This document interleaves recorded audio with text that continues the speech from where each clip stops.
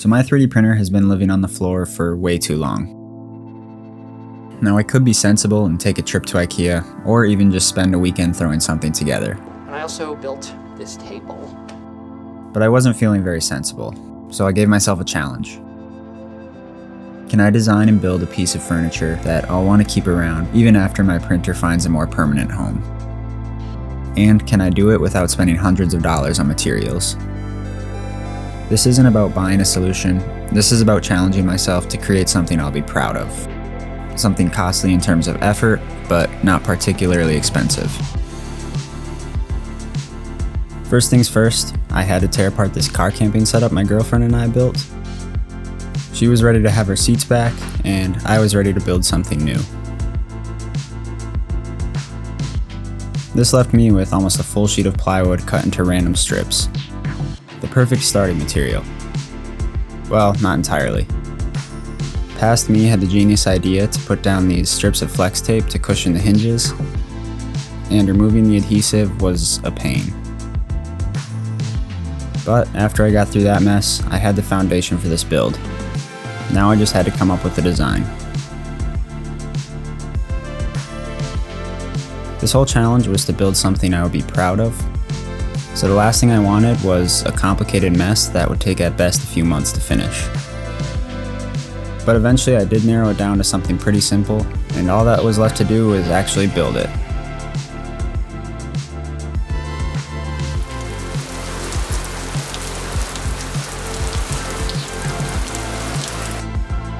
Before I get started, I'll be working in my late grandfather's shop for this project, so I just want to express how grateful I am to have such an incredible space to do things like this. It truly is a privilege, and without it, I doubt I would have even considered doing this. So thank you, Grandpa.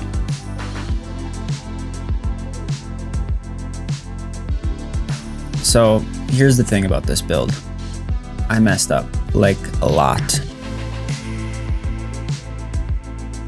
Looking back now, I sort of fumbled my way through the entire process.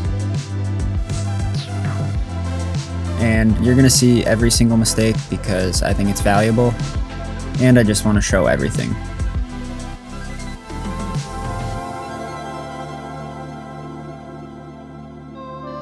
Screwing something up gives you a second chance at doing it right. And even with a fair amount of woodworking experience, this project threw a lot of curveballs at me that I had never dealt with before. Initially, I felt like I had designed something pretty doable, and while I was making progress, albeit pretty slowly, it was becoming more and more daunting as I looked at what was ahead. I think what made me so nervous was that I had started a project that involved a number of things that I had either never done before or had done maybe once. Edge banding, gluing up a larger frame while ensuring everything is square, installing drawer slides, or even making a proper drawer. Everything I've built in the past was either fairly basic or mostly about function, and there was minimal concern for overall craftsmanship. So, the first and easily the most frustrating mistake I made happened pretty early on. I did the classic thing where you technically know something is wrong, but convince yourself it'll be fine.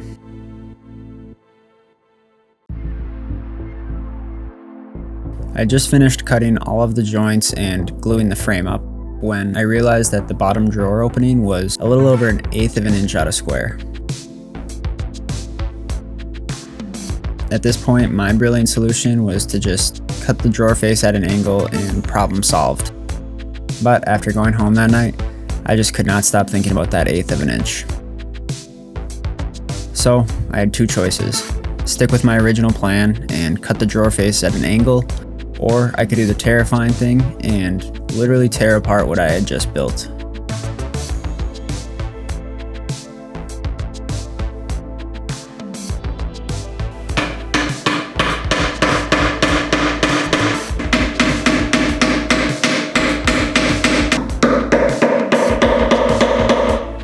This was extremely nerve-wracking and somewhat time-consuming, but it did work.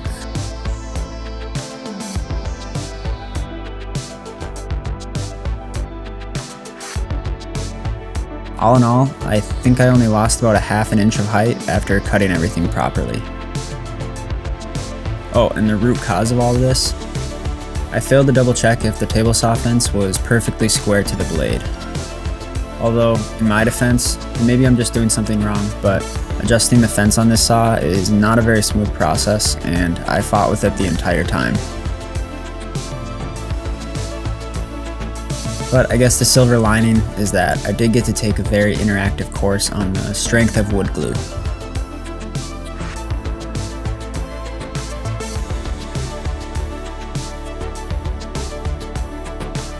So while fixing this was an absolute pain, it wouldn't have sat right with me if I decided to ignore it and opt for the lazier solution.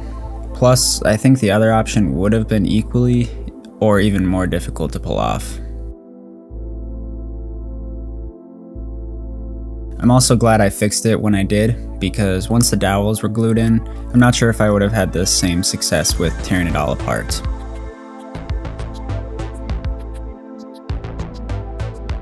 With that out of the way, it was time to build the drawer.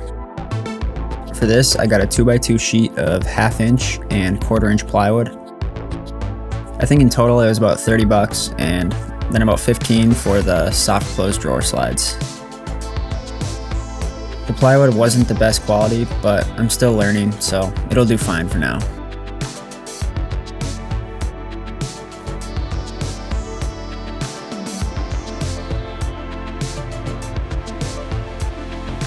So I went with the quarter method for the drawer, and it actually went really smoothly.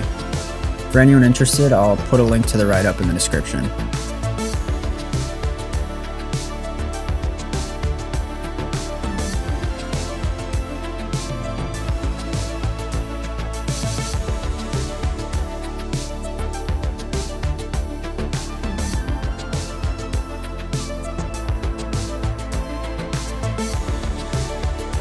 After milling all of the drawer pieces, it basically went together like Legos.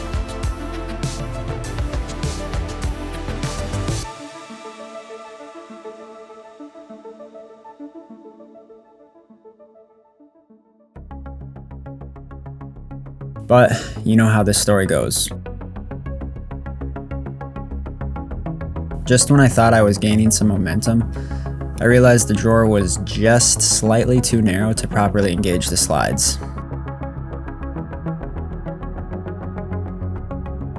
I found a forum post from over a decade ago with the perfect solution to this: automotive body panel shims. Basically, they're a U-shaped washer with varying thickness, and all you have to do is slightly loosen your drawer slides and slip these behind it.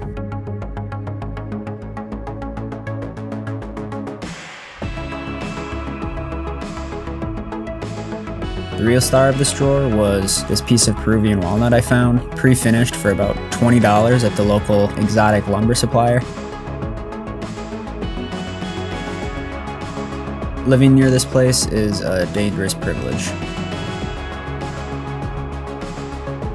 With the frame and drawer sorted out, I was finally feeling a bit more confident with this build, and I decided to sort of wing the remaining details. So now I had 3 main decisions left: how I was going to open the drawer, where to put this power strip I had from the camping build, and last but not least, the legs. For the drawer, I really liked the notch style pulls you see on high-end furniture. No hardware, just a simple cutout that you can grab onto. This was also the perfect way to keep the design consistent with that same 10-degree angle on the tabletop. So after I did some test fitting with the scrap piece, I cut the drawer face to size and started on the notch, and broke out the router with guide bushings for the first time, which ended up being a lot less scary than I had made it up to be in my head.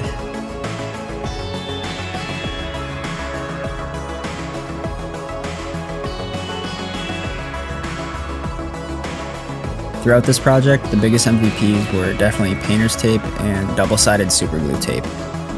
The painter's tape was huge for preventing tear out along the plywood edges, and that superglue tape was a lifesaver for securing the template pieces and for test fitting everything.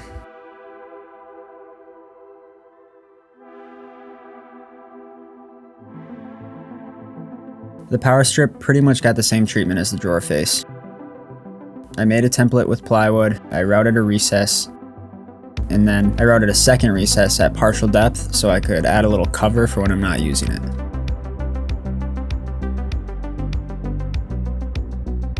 There are lots of jigs you can make for template routing, but I just wanted to stay focused on the table, so I'll leave that as a problem for the future.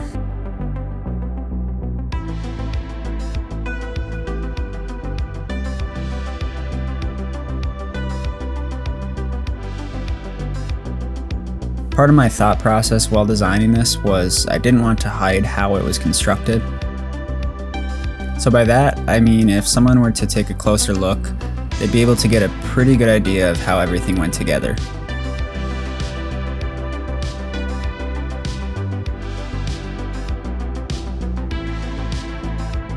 Before starting on the legs, there was one final mistake I had to make right.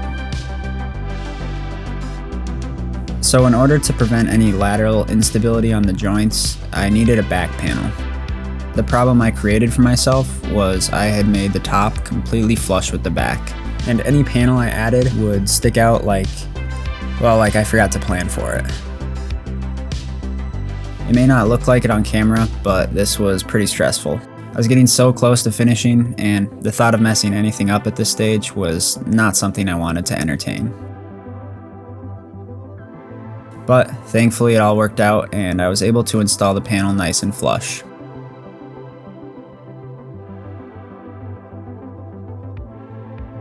With all of my ignorance and lack of foresight in the rear view, I was more than ready to finish the legs up.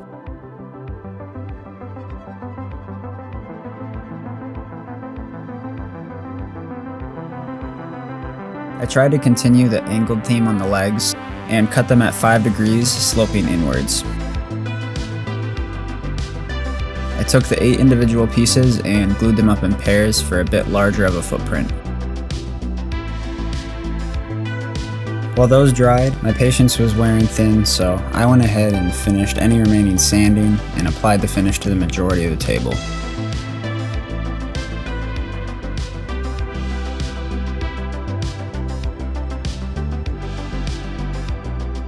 But while I do that, let's add everything up.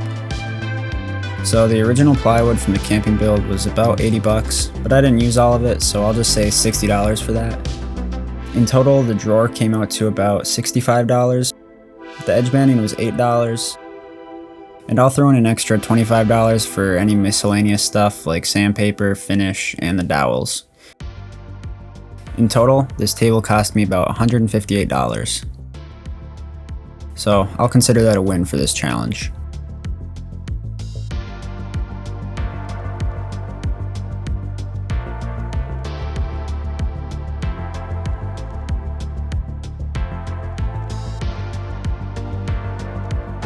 This build taught me more about problem solving than any other project I've done.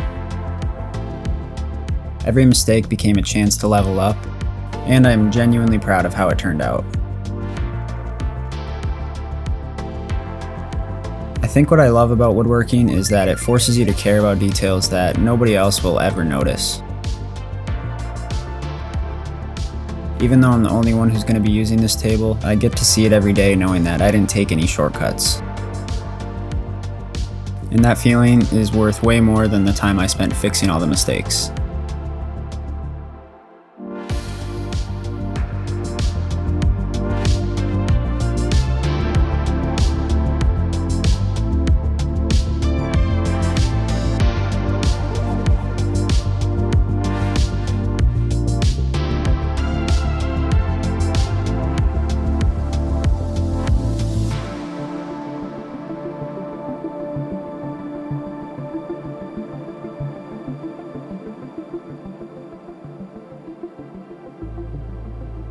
As for the future of this channel, I have a 3D printing project coming up that I'm really looking forward to, so stay tuned for that.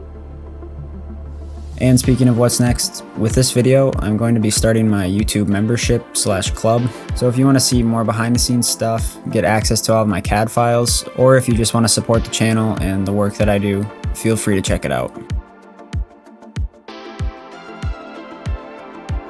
Oh, and I had someone reach out and they gave me the idea to do a members only Discord channel. I think it's a really cool idea, so joining the YouTube membership will also give you access to that. I think it'll be a cool way to share what you've been working on with like-minded people.